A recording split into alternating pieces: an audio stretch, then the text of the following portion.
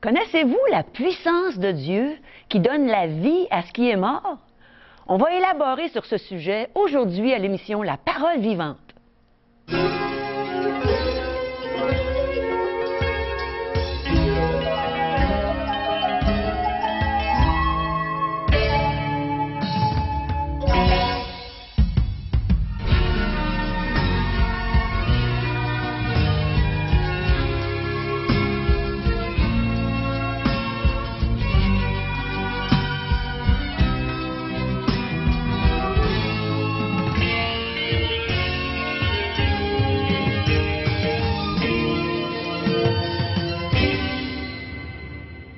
Bonjour, chers amis, et bienvenue à une autre émission, La Parole vivante.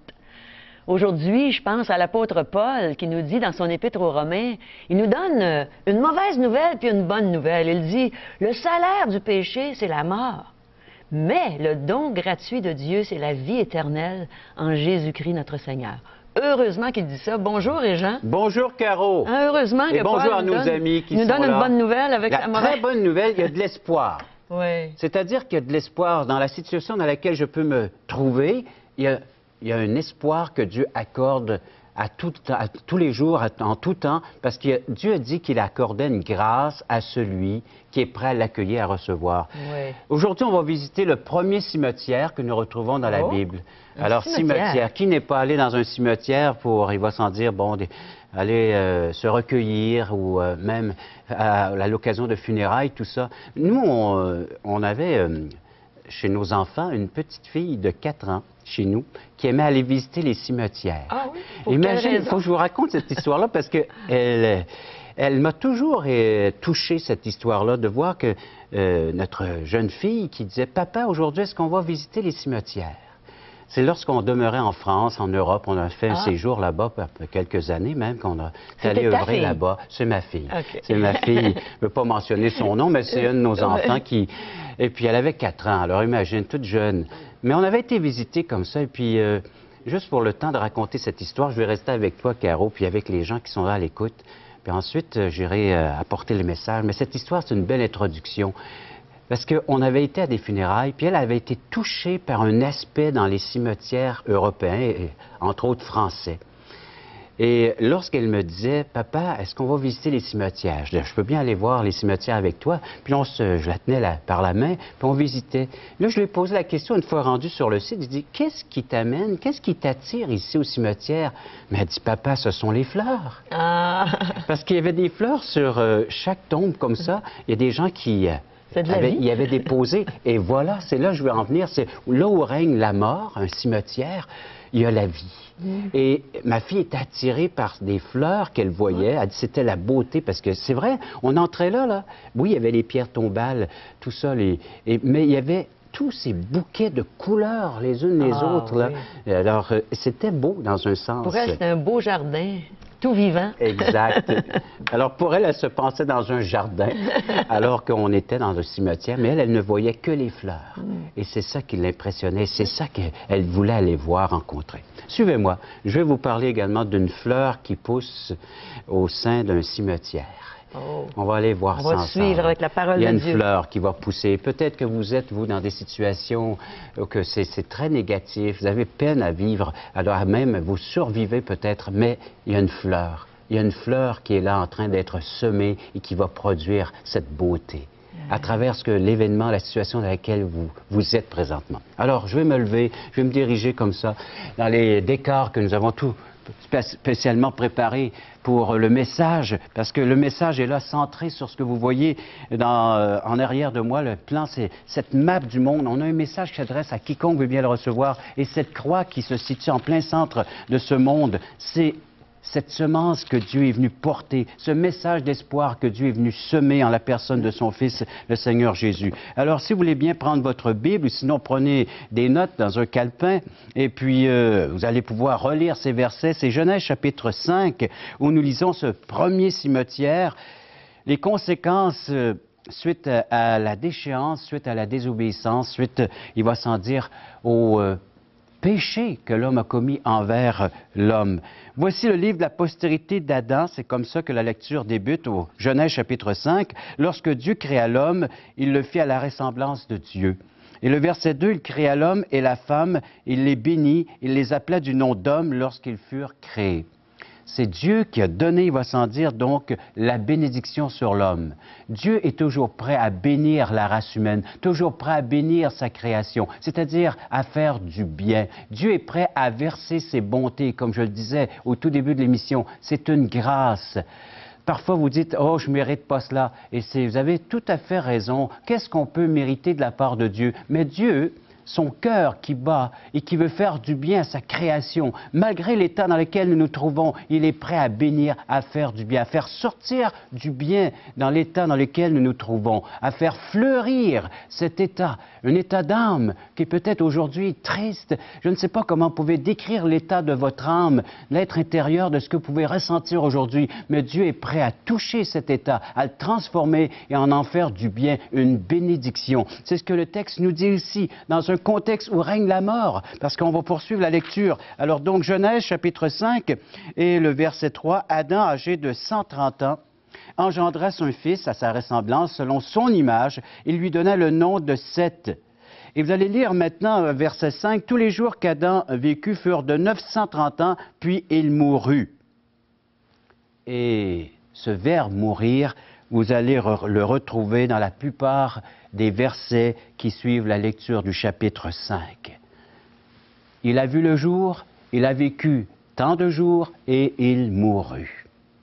La date de la naissance, la date du décès. C'était une première dans l'humanité, une première dans le récit de la race humaine, de l'histoire de l'homme, de pouvoir retrouver, il va sans dire, donc, cette réalité que l'homme naît et il meurt. Il n'en était pas ici avant Genèse chapitre 3. Dieu avait créé l'homme afin qu'il vive éternellement dans la félicité, dans le bonheur, dans une relation intime et personnelle avec lui. Mais on a vu le gâchis de la tentation, le fait de douter de la parole de Dieu, emmener l'être humain, entre autres Adam et Ève, à fuir, à se cacher. Et c'est Dieu qui a dû revenir à la charge puis dire: as-tu mangé de l'arbre qui était défendu? C'est-à-dire, as-tu désobéi au commandement que je t'avais laissé dans ce jardin? Et l'homme a dû répondre, la tête baissée, oui.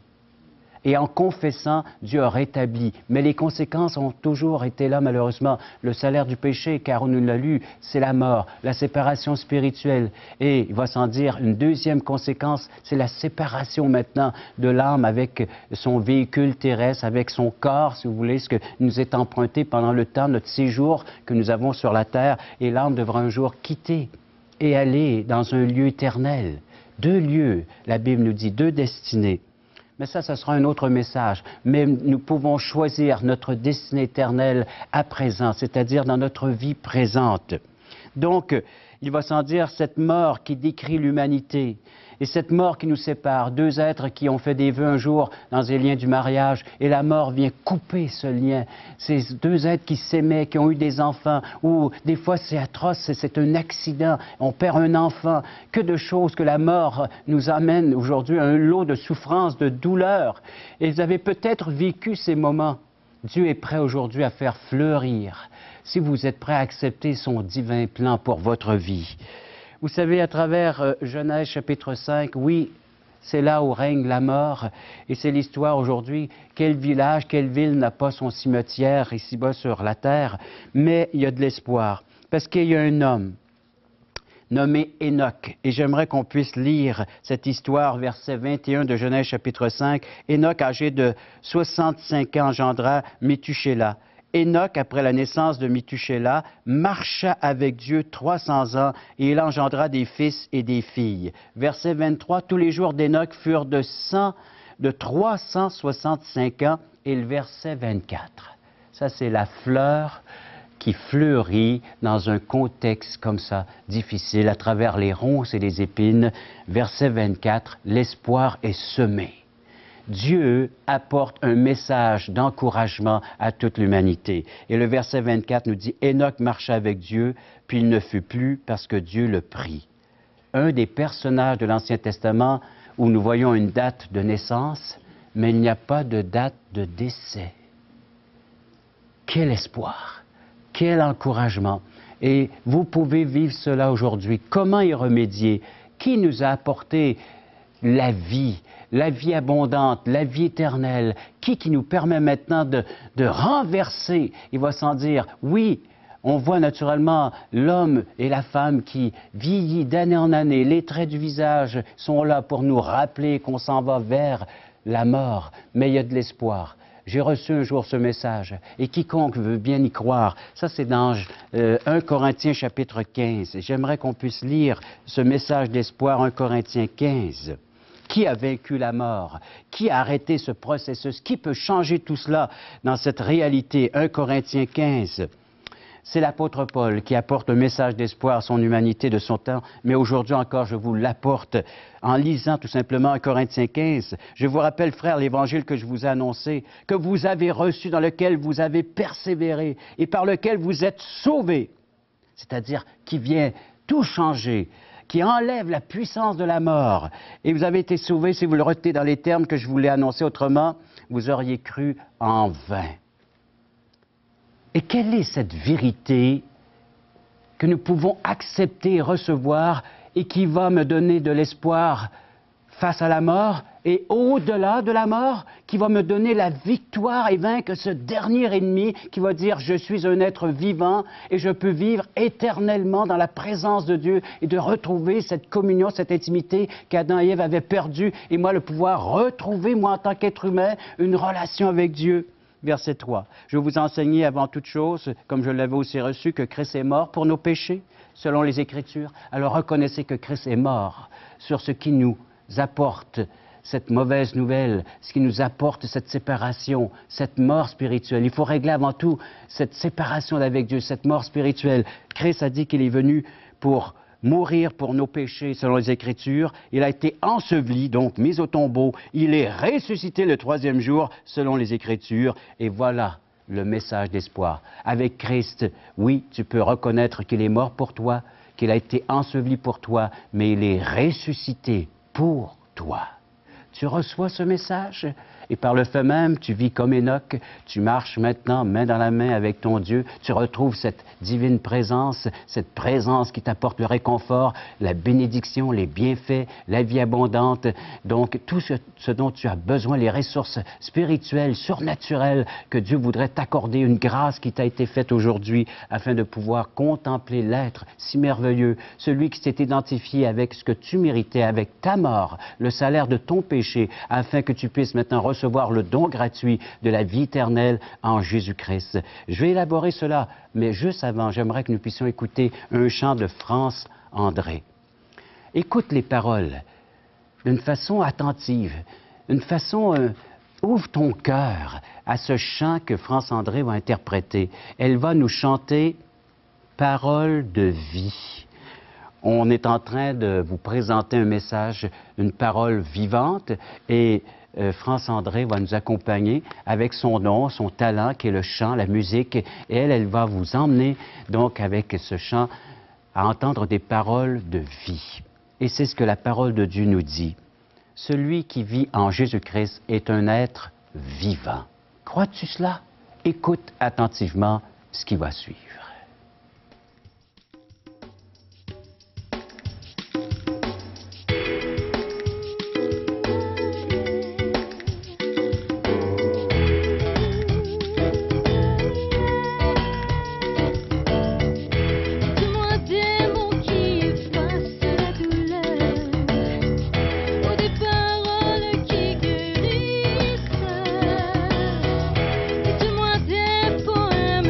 Touche mon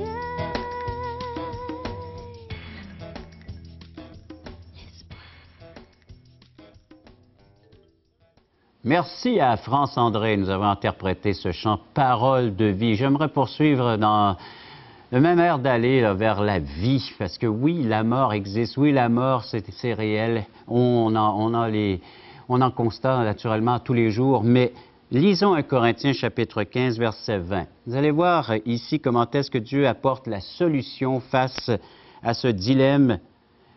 Verset 20, « Mais maintenant Christ est ressuscité des morts, il est les prémices de ceux qui sont morts. » Alors donc, il est le premier en tête, c'est le premier fruit, cette résurrection qui est prêt à partager maintenant avec d'autres, ceux qui ont la foi. Verset 21, « Car puisque la mort est venue par un homme, c'est aussi par un homme qu'est venue la résurrection des morts.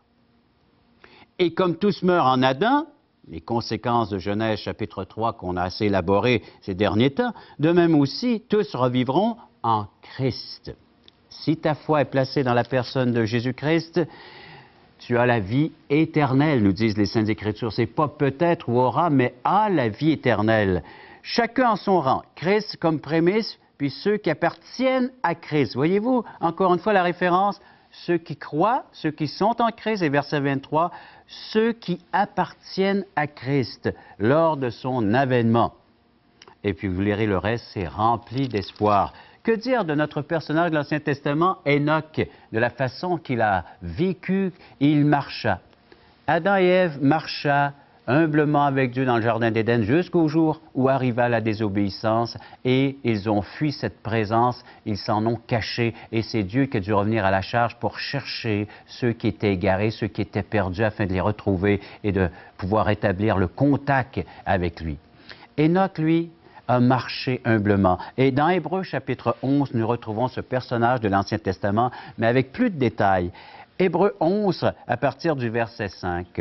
« C'est par la foi qu'Enoch fut enlevé, pour qu'il ne voie point la mort. » Imaginez, c'est par la foi. Un petit mot de 3 lettres, mes chers amis, que vous pouvez vous aussi vivre, expérimenter, F-O-I, la foi. C'est par la foi dans l'Évangile, dans le message, dans la parole de Dieu, selon la révélation de son temps. Et nous, aujourd'hui, nous avons une très grande révélation avec ces écrits que nous avons et la venue de Jésus-Christ.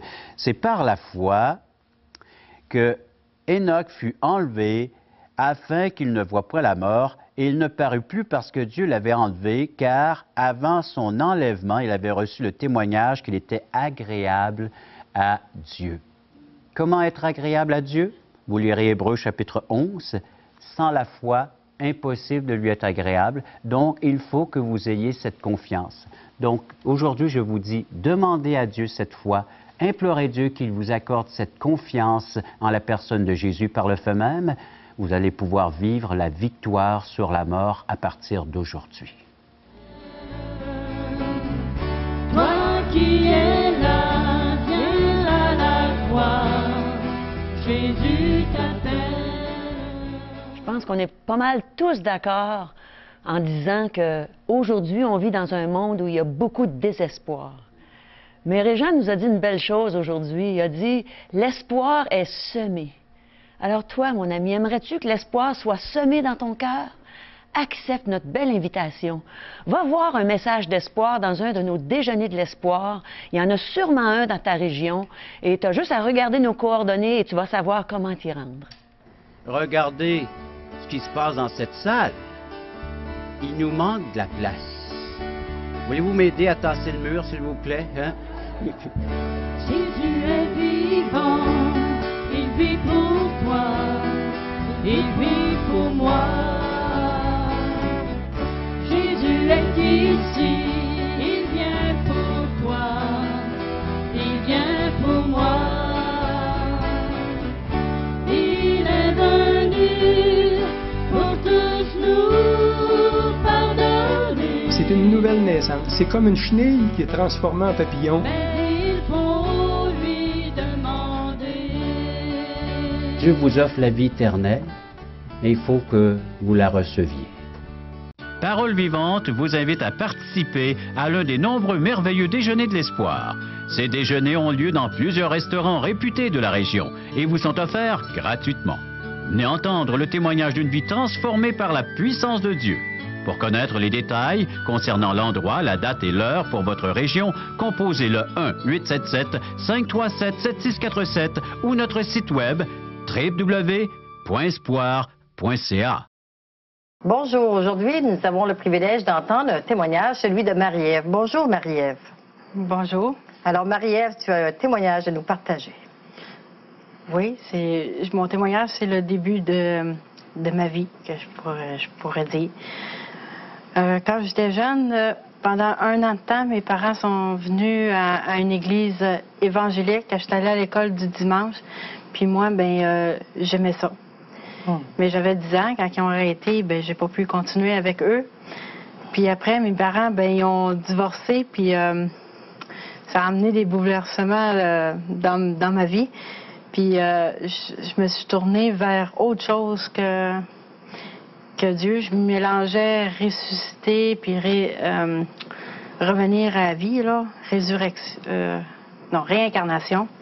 Je mélangeais ça, puis je me suis tournée avec la magie que Dieu était pas mal loin. Puis j'étais je suis une mère monoparentale aussi. Puis quand j'ai rencontré mon mari actuel, j'étais rendue dans une impasse où je trouvais qu'il manquait de la spiritualité dans mon couple. Puis on a vu le film qui sortait, Passion du Christ, puis on est allé. Puis moi, quand j'ai vu le film, j'avais honte d'être humain. Ça t'a touché? Ah oui, j'ai broyé tout le long. Puis vu que je connais l'histoire, je savais que qu'est-ce que les Romains puis les autres personnes faisaient, c'était juste la moitié de la souffrance qu'on voyait, là, la torture. Il y avait l'imagination fertile. Puis je voyais mon mari qui lui aussi, qui était lui, il y avait le combat contre les Romains. Puis le lendemain, quand on a fini d'écouter le film, on voulait pas en rester là, il fallait faire de quoi. Puis on voulait aller à l'église. Puis qu'est-ce qui me touchait aussi, c'est que mon garçon, lui, il disait que Dieu l'aidait dans sa vie, puis que moi, je pouvais pas l'ostiner avec ça, car je voulais encourager ça. Quand on s'est levé un dimanche matin pour aller à l'église, puis quand on a passé dans la rue, puis j'ai vu le bâtiment où j'allais quand j'étais jeune, j'ai dit que c'est là qu'on s'en va. Puis il n'y a rien qui m'aurait empêché de rentrer dans l'église, même si la porte d'en avant était barrée. Puis un piano, ça ne joue pas tout seul. Moi, je voulais rentrer dans l'église, coûte que coûte. Puis quand on est rentré, on est venu s'asseoir en avant. Puis on aurait dit que le message était pour moi. J'avais l'impression qu'ils avaient préparé les papiers. Ah, elle vient de rentrer, là, on va changer nos papiers. Puis là, c'est ça. Puis ça m'a touché beaucoup. Puis le pasteur puis sa femme sont venus à la maison. Puis mon mari a accepté le Seigneur, il a donné sa fille parce qu'elle avait expliqué que Dieu est mort pour nous, ça croit. Puis les souffrances, c'était pas vaines, c'était pour nous autres. C'était le seul moyen pour nous d'aller au ciel, d'être sauvés pour nos péchés. Puis moi, je me sentais pas mal pécheur, tout ça. Puis quand j'ai vu mon mari,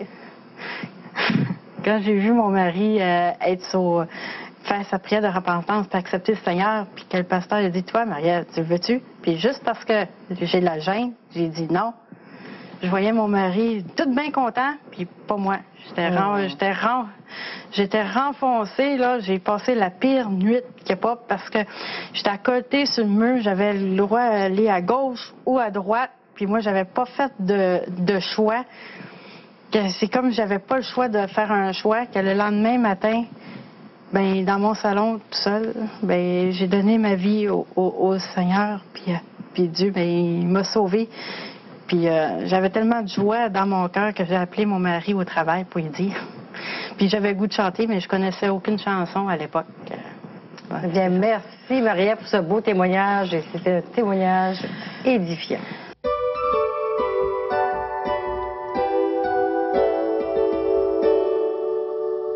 L'espoir est semé.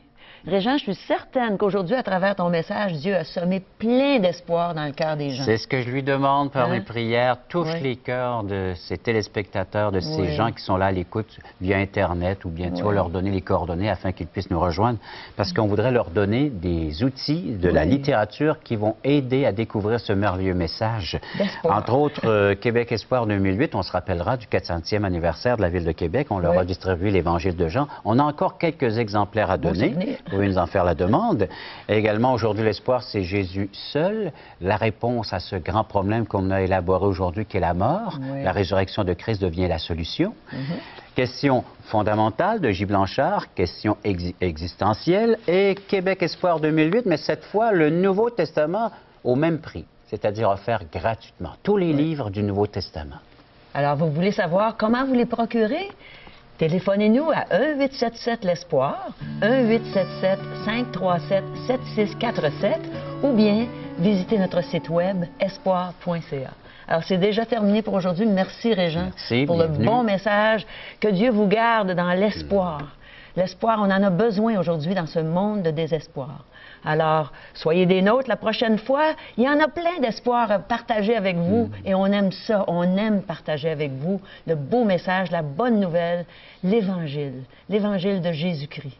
Alors, et un simple petit mot, hein, Caro, FOI.